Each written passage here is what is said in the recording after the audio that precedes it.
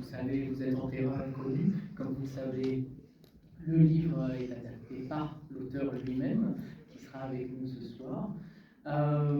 Pour présenter rapidement, très rapidement, ce film, ce que j'aime, c'est que c'est ce type de note d'intention qu'on a parfois au cinéma, qui est que le personnage, on le découvre et il est un petit peu, on va dire, déprimé, je dis. Vous savez la raison si vous avez lu le livre.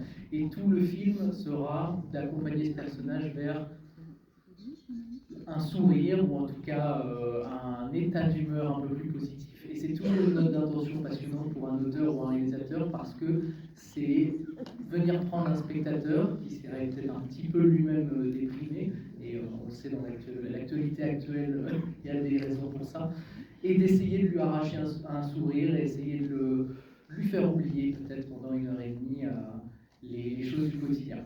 Et je trouve que c'est une note d'intention qui est peut-être un peu regardée de haut parfois par les critiques, et je trouve qu'au contraire c'est une note d'intention très noble, et j'espère que le film vous arrachera ce sourire-là et vous donnera ce plaisir-là qu'on a peu, je trouve, au cinéma. Mais pour mieux vous présenter le film que moi, je vais vous demander d'accueillir chaleureusement l'auteur et le réalisateur, Gilles Verdini, qui est avec nous ce soir.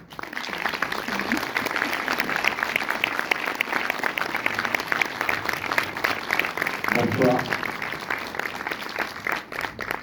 Merci infiniment d'être là à cette heure qui est peut-être un peu compliquée à gérer. C'est un plaisir de vous voir. Je suis très heureux de vous présenter ce film qu'on a fait tous ensemble. Sur 10 ans, on en rigolera tout à l'heure. Et puis la première chose que je vais faire, c'est vous souhaiter une excellente projection. Et puis vous donner rendez-vous à l'issue du film. J'arriverai en faisant le moins de bruit possible pour vous laisser le plus possible dans l'émotion du film. Je vous souhaite un excellent film, on a essayé de faire tout ce qu'on pouvait pour. J'espère que vous allez passer un moment. Je vous souhaite une très bonne soirée, à tout à l'heure. Merci beaucoup. Merci à vous.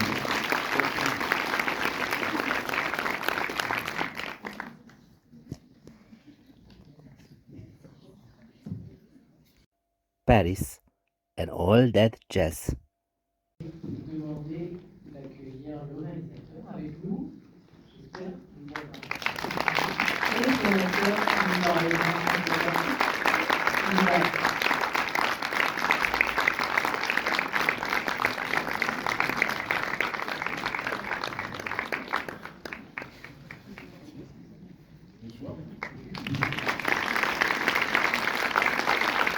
Bonsoir.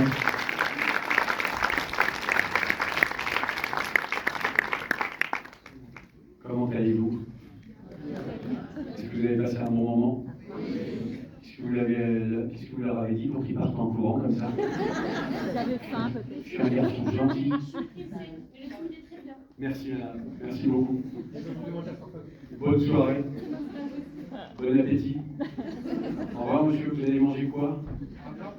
Je vais aller donner à manger aux gens de la rue. C'est bien. Je suis en protection civile, retraité. C'est nécessaire. J'apprécie énormément votre film. Merci monsieur. On travaille tous les deux sur l'humanité des gens. Et malheureusement, il faut que j'aille rejoindre les collègues. Vous avez raison. Bonne soirée à vous.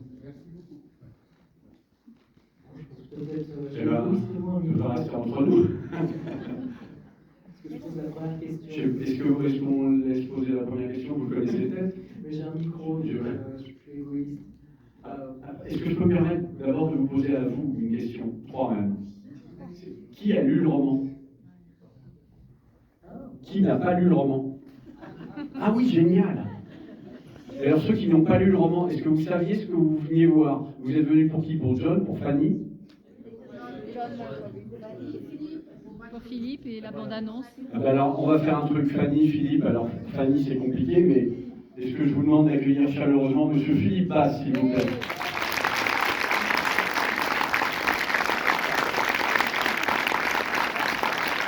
Bonsoir.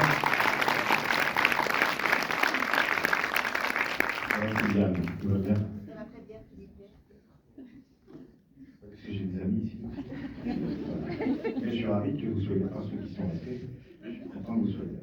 Alain qui est parti, qui va s'occuper des gens, a tenu à te féliciter encore une fois dans le couloir. On a dit super. Déjà le collègue Alain qui s'appelle. Voilà. Et du coup, ceux qui s'attendaient, enfin qui ne savaient pas ce qu'ils allaient voir. Vous êtes contents? Vous avez passé une bonne soirée? Merci. Merci infiniment. Est-ce que vous avez des questions? Est-ce qu'on laisse Boris attaquer avec une question Allez-y. Alors le château, il est à Val d'Isée, entre Vitré et Rennes. C'est une propriété privée. 2 personnes vivent dedans, 2800 mètres carrés. On est à Boulogne, je sais le prix du mètre carré. Je vous souhaite bon courage. Et on en a vu 122 avant de tomber sur celui-là, c'était l'avant-dernier. On était à 4 semaines du tournage. La production tombait dans les pommes tous les jours. C'est aussi mon métier. Mais dans la même région? Vous cherchiez exactement cette région? Ah non, on a balayé toute la France. Ah ouais, On a balayé, ils sont même à un moment, ils m'ont dit on va chercher en Belgique. Et j'adore la Belgique. Enfin voilà, c'est nos amis. Mais si on n'est pas foutu de trouver un château en France, alors où? Déjà, on aurait même pu tourner à Disneyland. Il y avait un peu de retouche à faire. Jérémie, qui a une vie dissolue. Oui? Avant la représentation, vous avez parlé de 10 ans. Oui. Pourquoi? On est lent, madame, on est mou, on est feignant et on est incapable. Les agents de John ont bloqué le scénario pendant 7 ans. Parce que quand il fait un film en France, ben, il ne gagne qu'une fois 10%. Alors que quand il fait un film aux États-Unis où il réside, il peut en faire 3 en même temps. Et avec une série, donc il gagne 4 fois 10%. Donc en fait, pendant 7 ans, on a cru qu'il refusait. Et je me suis acharné. Et en fait, il ne refusait pas, il n'avait jamais lu. Donc on a trouvé un biais après. Le truc marrant, c'est qu'on a approché d'autres comédiens et que moi, ça passait pas. J'avais le regret de John. Je voulais être John et je rêvais de John et j'arrivais pas à me faire une autre tête. Oui? Alors, je sais pas... c'est une question de ressenti. Alors c'est ce que je dis toujours, je ne crois pas à la direction d'acteur, je crois à la détection d'acteur. Et le boulot d'un réalisateur, c'est de sentir avant vous. Et de vous amener les choses telles que je les ai senties, mais à partir de gens que j'ai ressentis. Et chez John, il y avait pour moi cette espèce d'humanité qui déborde toujours son rôle. Il y a quelque chose que j'adore chez lui, c'est qu'il a fait un nombre incalculable de films, je ne l'ai jamais vu mauvais. Et c'est un des rares comédiens qui peut jouer des gens absolument désagréables ou des gens absolument charmants. Et toujours avec la même crédibilité. Et on cite souvent, en parlant de John, parfois avec snobisme, les liaisons dangereuses. Mais moi, je le trouve fabuleux dans Red. Avec Bruce Willis, où il se balade avec son cochon sous le bras à faire le cinglé. Je trouve que la première fois qu'on a parlé ensemble, il me demande ce que j'avais beaucoup aimé de lui. Et donc il me dit, tu vas me dire les liaisons dangereuses? Je dis non, désolé, ça va être Red. Et là, ça a été le premier vrai fou rire, en fait, parce qu'il est tellement habitué à être célébré pour un film qui a quand même 40 ans maintenant, qu'il a fait d'autres choses depuis qui sont, je trouve, absolument décoiffantes. Mais voilà, c'est tous. Alors on va parler de Philippe aussi, puisqu'il est là et qu'il est quand même un des atouts, un des 4 as dans le film. Ce que je sentais d'eux me donnait envie de les voir dans le rôle, parce que pour moi, il faut une résonance entre le personnage et l'individu. Oui. Et pourquoi Philippe Bas dans le rôle du vacochère? Alors, parce qu'il a un regard magnifique pour un vacochère. Philippe Bas, en fait, il y a... Alors, je vais raconter, on s'est rencontrés, en fait, il y a 22 ans, sur le tournage de Michel Vaillant, de Louis-Pascal Couvré. Et Philippe jouait le frère du héros. Et j'avais été frappé par l'incandescence, par la puissance qu'il mettait dans son jeu. Je ne le connaissais pas avant d'arriver sur ce plateau-là, et quand je l'ai vu jouer, il y avait un écart entre un type très léger, social, on va faire comme s'il est malade, parce qu'après il va me dire que je fais une condition, mais tu me prendras la main après. Mais il y avait vraiment un truc très chaleureux, le bon camarade vraiment en dehors des plateaux, et quand il jouait, waouh, j'avais vraiment été bluffé. J'en ai vu des comédiens en plateau, et j'avais jamais ressenti ça. Donc en fait, j'ai mémorisé Philippe, en disant, voilà, ce type-là, il a un truc à part. J'ai toujours suivi ce qu'il faisait. On ne s'est pas revus pendant 22 ans. Mais quand on m'a demandé qui pour Philippe Magnier, j'ai répondu je veux Philippe Bas. Parce que je voulais... il a cette carrure qu'on lui connaît, il a cette capacité magnifique à jouer les rôles de policier et tout. Mais pour moi, Philippe, c'est pas que ça. Il y a une tendresse, il y a une noblesse d'âme, il y a une... Bouge-toi les oreilles. Il y a une... Ouais, enfin voilà, il me touche et je trouve qu'il y a quelque chose d'extrêmement touchant dans sa puissance. Et enfin, il est fabuleux dans le film. Oui.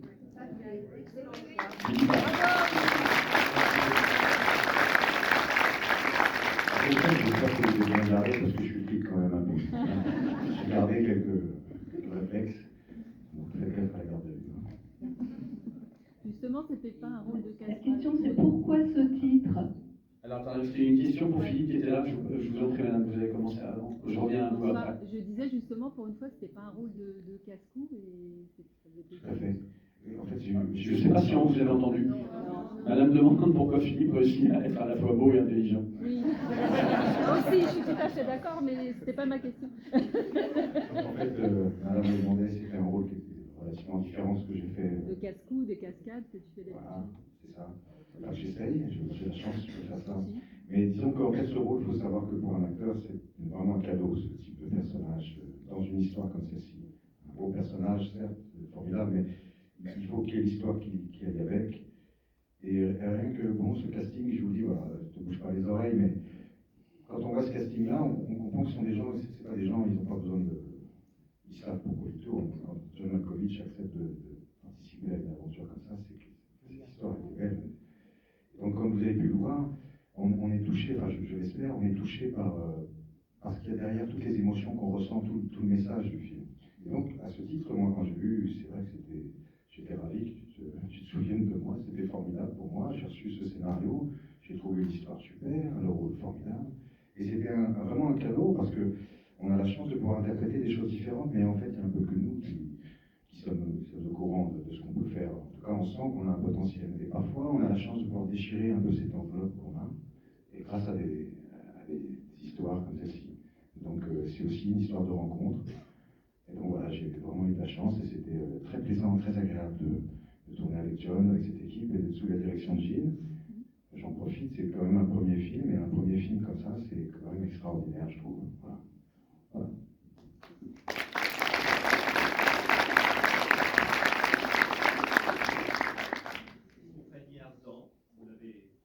Allez, c'est son tour maintenant. Alors, Fanny, j'en rêvais. Pareil, on a mis 2 ans à la joindre. Quand elle a lu le scénario, elle a très rapidement donné un accord et elle a demandé à me rencontrer. C'est Fanny, on est sur de l'élégance, on est sur de l'intelligence. Donc c'était un entretien d'embauche. Donc Fanny Ardant m'a invité à venir prendre un pot dans une grande brasserie parisienne. Et Fanny est quelqu'un d'extrêmement intelligent, puis elle a non seulement c'est une nature, mais maintenant c'est une histoire. C'est un monument, Fanny. Et sa première question a été « Pourquoi moi ?» Et je lui ai dit « Avec vous dans le rôle, je gagne 10 minutes de film. Parce qu'avec vous, incarnant ce personnage, on aura envie de la suivre, on aura envie de savoir, on sera sensible à ses mystères, on sera sensible à ses coups de griffe, on sera avec elle quand ça ne va pas. Il y a cette force d'incarnation. Ce qui est important avec tous les comédiens du casting, hein, c'est vraiment que, honnêtement, ça n'avait pas d'importance pour moi que ce soit des stars. Je leur parle tous dans leur domaine, c'est des cadors, tous.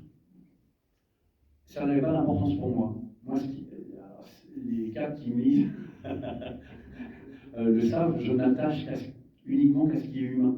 Donc en fait, c'était mon ressenti d'eux et ce qu'ils dégageaient en tant qu'individu.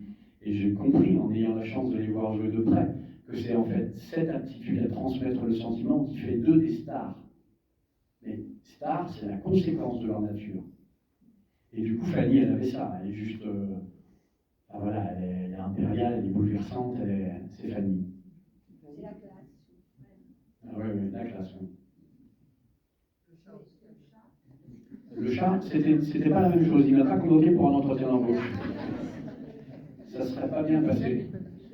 J'ai eu le grand bonheur d'écrire la réplique si tu parles, je t'épile.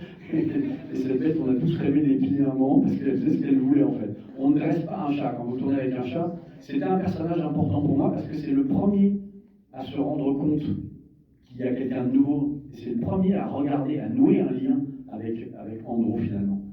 Et donc, c'était pas un accessoire de mode, le chat, c'était vraiment, il fallait qu'il joue. Ça nous a posé quelques problèmes. Je ne sais pas si vous aurez envie de revoir le film ou si vous le reverrez.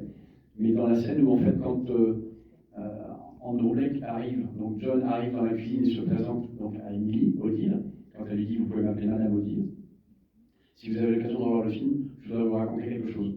On a fait 3 prises sur le film, sur cette scène-là. Donc, première scène, le chat devait être sur l'îlot, avec John qui rentre, Fanny qui est à côté, qui l'accueille.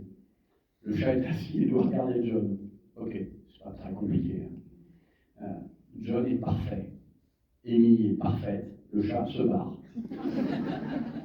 On recommence. On le bloque par l'avant pour pas qu'il puisse partir. John est parfait. Emily est parfaite. Et le chat trouve un autre chemin dans l'autre sens. Et il nous plante le plan à nouveau. 3e prise, celle qui est dans le film. John est parfait. Emily est parfaite. Le chat commence à se barrer à l'ouest. Et là, Emily a un coup de génie. Elle chope le chat et elle le plaque contre elle. Si vous revoyez le film, regardez la gueule du chat. Et il voulait pas ça. Il allait partir, il avait rendez-vous. Non, le chat, ça a été... Mais c'était important d'avoir pour moi... donc là, sur l'affiche, c'est effectivement Nouchka, donc le chat, la chatte qui joue dans le film. Et on n'a pas eu de mal à... Enfin, tout de suite, je me suis attaché à son air sympathique et intelligent. Bravo, Beth. Pourquoi avez-vous choisi ce titre complètement cramé? Alors, c'est le titre de mon roman. C'est le titre de mon roman, puisqu'à la base, c'est un roman. Et qu'en fait, j'aimais beaucoup l'idée d'une expression qui soit inhabituelle, inattendue, dans un décor qui est très éduqué, qui est très, presque classique, avec des textes très écrits, sans violence, sans grossièreté. Et j'aimais bien l'idée qu'il y ait cette espèce de... que ce soit un peu la carpe de lapin. Et du coup, quand vous voyez cette affiche, que vous voyez John comme ça, que vous voyez cette espèce, ça pourrait être un film policier presque. Et quand vous voyez le titre, ça induit quelque chose de la comédie, du décalage, de la surprise qui me tient vraiment à cœur, quoi. Oui, bien tout d'abord, félicitations pour le film. Je fais partie d'une des personnes qui n'a pas lu le roman, forcément, ça me donne envie de le lire. J'avais une question, vous, en tant qu'écrivain, qu'est-ce qui vous a amené à vouloir faire ce roman en film? Et est-ce que, par rapport au roman, vous avez pris des libertés, vous avez respecté votre roman à la lettre? Ah, mais j'étais totalement libre, j'adore l'auteur. C'est un type remarquable avec qui je m'entends fabuleusement bien. Et honnêtement, vraiment, mon seul but, quand j'écris, je travaille pour des gens, c'est-à-dire que je n'écris pas pour moi. Donc l'idée, c'est, je compare mes livres ou le film à un repas que vous préparez pour des gens que vous aimez et que vous espérez voir venir déguster ce que vous avez fait. Donc en fait, le roman, il existait, mais je n'ai jamais voulu l'adapter. J'ai pas d'ego, je fonctionne pas avec ça. Donc en fait, c'est une productrice, Christelle Hénon, qui est venue me voir très peu de temps après la sortie du roman, il y a presque 10 ans jour pour jour, et qui voulait l'adapter. Et elle en avait vraiment envie. Et j'aurais pu être le dossier de plus d'un film en adaptation dans des grosses boîtes, je pouvais être le dossier principal de cette femme qu'on avait vraiment envie. Donc j'ai décidé de la suivre, on a fini par y arriver. Mais pour le coup, j'avais pas de volonté, je ne voulais pas l'écrire, je ne voulais pas le réaliser. J'avais pas prévu de le faire. Et puis le scénario, ça se passait pas bien, ils m'ont demandé de m'investir. Et puis la réalisation, ils n'arrivaient pas à trouver des gens qui comprenaient le film dont ils avaient l'impression. Et du coup, on a fini par me pousser, sans violence, hein, mais je me suis retrouvé victime d'un miracle, pour mon plus grand bonheur.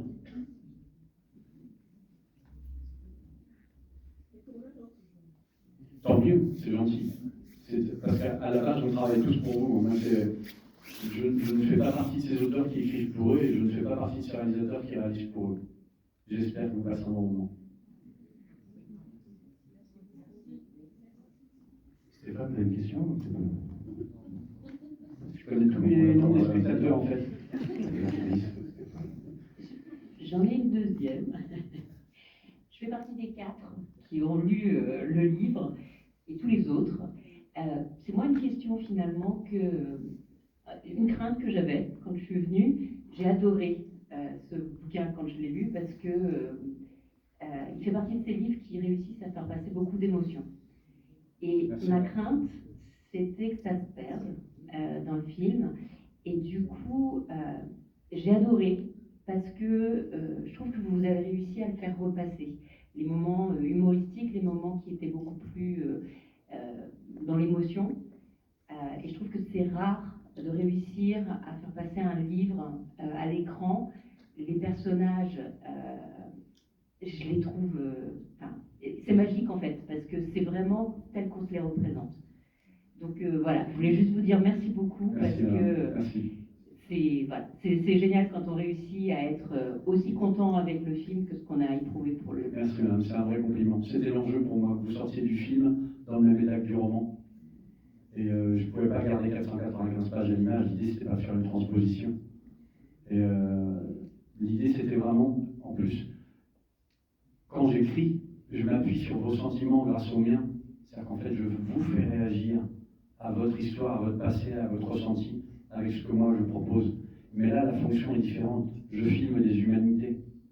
Je filme des gens qui sont juste par eux-mêmes fabuleux et je fabrique autour d'eux un écrin, mais le véritable éclat dans le film, c'est ce casting extraordinaire. Oui, moi je voulais juste rajouter qu'au-delà du film qui est très bon, moi je l'ai trouvé très bon personnellement, mais vous avez une palette d'acteurs, d'actrices et d'acteurs qui sont vraiment formidables. Je suis d'accord. C'était le casting que tu voulais. Oui. Il y a peu de réalisateurs au monde qui peuvent se satisfaire du fait d'avoir le casting intégral dont ils ont rêvé. Donc moi, ça va. À part le chat, ça va. Mais le chien, il n'y a pas de difficulté. Philippe avait des scènes avec le chien, mais le chien, vous avez des croquettes dans la main, puis le chien, il s'appelait Marcus en vrai. Il était adorable, il était toujours à jouer. Le chien, on n'a toujours eu qu'une prise. Hein. Ceci dit, avec le chien, on a eu aussi qu'une prise à chaque fois, mais qui durait 1h40, donc c'était plus compliqué. Monsieur, j'avais une question, moi, attendez, en fait, l'hérisson, on l'a pas vu. Non, il se cache. C'est pour ça que j'aurais donné une cabane. Il s'en sort bien, il s'en sort bien. Il se cache et c'est pour ça que j'ai pas une maison de poupée, donc effectivement, c'est une petite cabane. Et après, tranquillement, la nuit, il peut y aller. Il a apprécié les rideaux? Oui. Ça nous a beaucoup fait rire. J'avais une question, excusez-moi. Pour Philippe, qu'est-ce que ça fait de jouer en face de John Malkovich, d'une part, et après, comment, parce qu'on se représente un casting idéal, mais finalement, comment l'alchimie se produit une fois sur le plateau? Parce que parfois, peut-être qu'on a l'impression que ça peut fonctionner entre les acteurs, et sur le plateau, peut-être que ça ne marche pas comme prévu. Donc, comment ça se fonctionne, cette alchimie entre les acteurs? Je laisse Philippe répondre sur John. C'est un petit peu... oui, il faut qu'on réponde tous les deux. Disons que moi, j'étais très enthousiaste, j'étais très heureux de faire partie de ce projet. Quand j'ai lu l'histoire, j'étais touché et j'étais conquis. Et surtout, j'avais la chance que Gilles me fasse confiance. Donc mon objectif vraiment intérieur, c'était qu'il obtienne satisfaction. C'est-à-dire que pour moi, je voulais vraiment embrasser son écriture, pouvoir jouer ce qu'il voulait avec ses mots, parce que c'est très écrit. Et c'était important de faire honneur à cette écriture, aussi pour vous, évidemment qu'il l'avait lu. Et c'était un challenge, mais j'ai abordé ça avec beaucoup d'enthousiasme. J'étais pas impressionné, mais j'étais content, j'étais ravi. Et il faut dire la vérité, c'est que John, avec qui j'ai eu pas mal de personnes avec qui j'ai eu le plus de scènes, c'est quelqu'un de très, très sympathique, très, comment dirais-je, très accessible, très courtois et très professionnel. Donc dès qu'il a vu que ça irait entre nous, on n'allait pas avoir d'impair ou de gros manques, parce que Gilles savait qui il voulait, et toi tu avais l'intuition que ça se passerait bien, et c'était l'intuition assez complètement juste. Donc on était là-dedans, on avait ce rapport très simple, et John a la délicatesse de vous traiter d'égal à égal. C'est comme si on était dans un rapport simple de travail. Donc c'était easy. Après, moi, je les ai choisis individuellement, mais j'avais un niveau d'humanité, j'avais un niveau de qualité humaine. Et en fait, tous ont cette espèce de noblesse, y compris dans l'art du jeu. Donc je n'avais aucun doute sur le fait qu'ensemble, ils seraient au même niveau, et il y aurait cette espèce de communion, d'envie de jouer qui était réelle. Et c'était un bonheur de les voir faire. Philippe et John ont vraiment eu des rapports aussi amicaux. L'ambiance qu'il y a eu entre eux nourrit carrément leur scène. C'est vrai que c'était... Comme tu dis souvent, on a tourné ce film dans l'esprit du film, dans l'esprit de l'histoire. Ouais. On a vraiment tourné dans l'esprit de l'histoire qu'on raconte. Il y avait quelque chose de très chaleureux, de très profond, de très léger dans la forme et de très grave sur le fond. On était conscient de ce qu'on racontait. Non, c'était honnêtement, humainement, c'était un très beau niveau. On se retrouve, regardez, grâce à vous, on se retrouve. Et puis, alors c'est vrai que moi, je suis plutôt un affectif et je m'attache. Je m'attache assez facilement, surtout à des gens de cette qualité-là. John, ça a été un bonheur pour moi, ça a été vraiment une rencontre et on est toujours en contact. Et il a la gentillesse de dire qu'on est devenus amis et qu'il s'est passé quelque chose de spécial ensemble sur le film. Pour moi, c'est un mentor, c'est un modèle, c'est un type bien, ça veut dire quelque chose. Fanny, c'est forcément, c'est jamais anodin de rencontrer Fanny. Émilie, c'est quelqu'un, on est devenus très proches, mais elle a cette vie, on la connaît souvent dans des rôles qui sont plus sombres. Et elle a ce sourire, il suffit de voir Émilie sourire pour dire, quand je l'avais vue la première fois, je lui ai dit, de toute façon, je ne sais pas comment on fera, mais je veux que vous ayez un sourire dans ce film, parce que je connais son sourire dans la vie, elle a un sourire magnifique, et on ne la voit pas beaucoup sourire dans ses films, pas toujours. Et elle a cette espèce de pulsion de vie, ce goût des autres et tout, et Philippe, même chose. Il y avait... voilà, humainement, j'ai approfondi la connaissance de gens que je sentais et que j'avais vraiment terriblement envie de connaître. Bonsoir. Coucou. Merci beaucoup pour ce film. J'avais une question pour Philippe. Je me demandais comment vous étiez préparé pour le rôle et s'il y a une scène que vous avez appréhendée plus qu'une autre. Alors en fait, on se prépare en se plongeant dans l'histoire. Et on approfondit la connaissance du texte et on s'imagine. On n'a pas la même vision, évidemment qu'un réalisateur qui a une vision d'ensemble, mais on essaie de lire entre les lignes en fait. Et dès qu'on lit, qu'on répète parfois à voix haute, ne serait-ce que pour prendre le texte, il y a des choses qu'on ressent en fait. Et donc plus on approfondit ce travail, plus on le fait, plus mécaniquement on se dit tiens, peut-être je vais grossir un peu, peut-être je vais m'habiller comme ça avec la costumière. Puis on avait des discussions, on était raccord, on avait imaginé des vêtements, tu avais évidemment travaillé avec elle avant. Moi je t'avais demandé des cheveux plus longs, je voulais que tu sois plus... Des cheveux plus longs par exemple, c'était un détail que j'y voulais, mais qui a son importance. Et donc je l'ai essayé aussi un petit peu physiquement, j'ai essayé de... Mais ça se fait, c'est un processus qui se fait assez simplement en fait, au fur et à mesure qu'on se plonge dans l'histoire. Et votre question c'était? Est-ce que vous aviez une scène que vous avez appréhendée plus qu'une autre? Non, je ne peux pas dire que j'appréhendais parce que j'étais enthousiaste, j'étais excité. J'avais comme une forme de mini-trac, mais c'était plus une excitation. Et ce qui était très important pour moi, c'était que Gilles soit satisfait. Parce que je savais qu'il avait, comme il avait la bonne intuition, la bonne vision des choses, je le sentais. Donc, voilà, pour moi, ce qui était important, c'est qu'il soit content. Et je savais qu'avec John, on avait en se regardant, c'était bon, ouais, entre gens qui font le même métier, en fait, on se sent. Et donc ça, c'était immédiat. Donc j'apprenais pas, je voulais juste que je voulais bien faire les choses. Donc à chaque séquence, même quand je viens poser une cagette, c'était important pour moi de bien le faire. Mais je me mettais pas une pression, je savais pas de... Je voulais juste bien le faire, être bien. J'ai encore une question. De surcroît, on est l'auteur du texte au départ, et donc on avait passé des émotions par des mots que vous avez forcément bien choisis, et ce texte se transforme en dialogue. Comment est-ce qu'on arrive à se dire c'est la bonne phrase pour la bonne émotion qui était à côté d'un échange dans le livre? Je ne sais pas comment vous répondre, madame, sinon en disant le talent. Simplement. Non, alors, il y a des dialogues dans le livre. C'est-à-dire qu'en fait, si vous voulez, quand vous avez un sourire de Fanny, quand vous avez un geste de John, un regard de Philippe, ça vaut 5 pages de texte.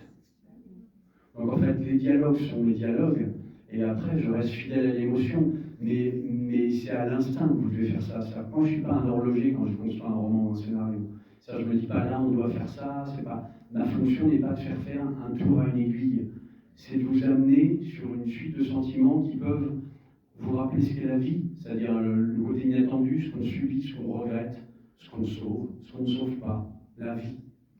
Et du coup, ce genre de choses, si vous commencez à l'intellectualiser trop, vous perdez l'authenticité. Et je pense qu'un bon film, seul vous pourrez dire si celui-là en est un, seul vous. Et pour moi, un bon film, j'en ai vu plein dans des salles de cinéma. C'est important l'expérience de la salle de cinéma.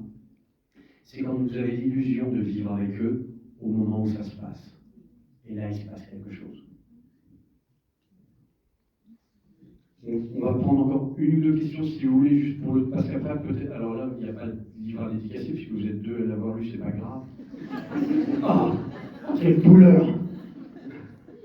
Mais si les gens veulent faire des photos avec Philippe, danser avec Philippe, Avec toi? changer la salle de cuisine avec Philippe. Pourquoi toujours moi? Toi avec toi? Non, moi les conseils maquillage. les gens Moi les conseils maquillage, si vous voulez. Vous avez vu comment j'ai relooké John? Il est pas beau avec sa perruque? Si vous avez besoin d'un conseil beauté, je suis là. Bonsoir. Bonsoir. Je voudrais juste savoir pourquoi ça a été si difficile de trouver le château. Vous aviez des critères de choix? Oui, j'avais des critères de choix. C'était, ce que je voulais, c'était... pour moi, c'est le 6e personnage du film. Et je lui voulais de la puissance, mais de la modestie. Je voulais pas un truc tapageur. Ça excluait déjà tous les châteaux Renaissance qui sont faits pour être vus, plus pour être vécus. Alors c'est un style, hein, mais c'est pas celui d'histoire. Donc il fallait de la puissance et de la modestie. Il fallait qu'il soit grand. Parce qu'au début, ceux qui ont lu le roman savent que ça se passe dans un manoir. Et dans un manoir, il n'y a pas l'espace, on ne peut pas se perdre, il n'y a pas l'espace du mystère. Il y a pas... Donc en fait, quand on a retravaillé le scénario, j'ai juste changé le mot, je suis passé de manoir à château. Ça a coûté un bras à la production, mais c'était très très bien comme ça. Mais il me fallait ce lieu, et puis comme pour les gens, j'ai fonctionné vraiment au coup de cœur. Donc il y avait des endroits que je trouvais très bien, mais l'intérieur n'allait pas. Alors que là, même la cage d'escalier, c'est celle du château. Et donc on en a réellement pris possession, les propriétaires ont été géniaux, mais on leur a enlevé 400 meubles, on a retiré 400 meubles de leur château pour mettre les nôtres. Je dois récupérer ma commode. C'est une belle Ikea, tout simple. Très fonctionnel. On les a remis, hein, mais après, on les a remis. Et la cabane, elle existe? Alors la cabane, c'est un décor construit dans une des clairières. Quand on a choisi la clairière, parce que je voulais vraiment lumière, je voulais qu'il se passe un truc dans la... Il fallait que le lieu me parle. Donc en fait, on s'est baladé dans leur parc qui est immense, il fait 380 hectares. Et je leur ai fait faire une petite balade de 12 km en disant pas celle-là, pas celle-là, celle-là peut-être, non, pas celle-là. Et on a eu un coup de foudre. On a orienté la maison, on a dessiné la maison. Les décorateurs ont construit la maison, c'était juste notre monde. Alors c'est peut-être un peu personnel. Je voulais savoir si vous aviez complètement imaginé inventer cette histoire ou si vous étiez inspiré de faits réels ou de personnages réels. Alors je ne m'inspire jamais de la réalité, je pense qu'elle m'inspire parce que je suis quelqu'un qui est très en contact avec la vie. Mais tous mes personnages naissent à partir d'un sentiment. Mes histoires ne racontent qu'une histoire. C'est les humains qui devraient s'écrouler parce qu'ils ont le monde sur leurs épaules, parce qu'ils traversent des épreuves impossibles et qui tiennent encore debout, sont pour moi la seule histoire qui vaut la peine d'être racontée. Parce que quand vous allez mal, quand vous subissez tout, vous faites la différence entre le vrai et le faux. Vous faites la différence entre vos limites et vos hors-limites. Et je trouve que les humains dans la difficulté sont les créatures les plus intéressantes qui soient. Parce qu'elles se débattent, elles développent des choses qu'elles ne sont pas capables de développer quand tout va bien. Et je les trouve absolument bouleversants. Donc tous les personnages sont des gens qui devraient s'écrouler mais qui tiennent debout. Tous naissent d'un sentiment. Celui d'Andrew, c'est le regret. La sensation qu'on ait loupé sa chance. La sensation qu'il soit trop tard. Donc volontairement, je l'avais mis un petit peu plus âgé que la moyenne parce que pour moi, c'est un sentiment qu'on prête aux anciens. Mais il n'y a pas d'âge pour avoir l'impression d'avoir loupé sa chance. Ça peut arriver très tôt. Et la chose que moi j'ai constatée dans ma vie, et c'est ce qui nourrit ce texte et ce film, c'est chaque fois que vous pensez qu'il est trop tard, chaque fois que vous pensez que vous ne pouvez plus relancer les dés, systématiquement, vous avez tort. Parce que c'est toujours possible.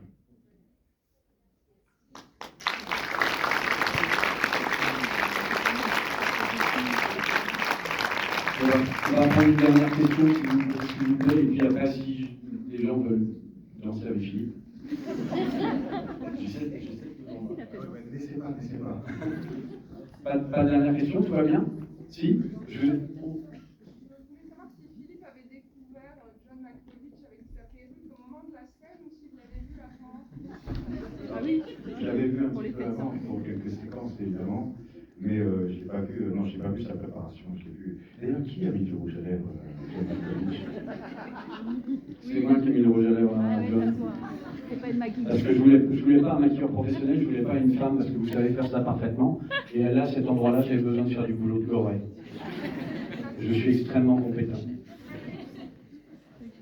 Merci à vous, bonne soirée. Merci d'avoir été là. Si ça vous fait plaisir, je vais apporter des marque-pages de mon dernier roman qui est sorti il y a 2 semaines. Mais seulement si ça vous fait plaisir. Tout va bien. Merci à vous, excellente soirée.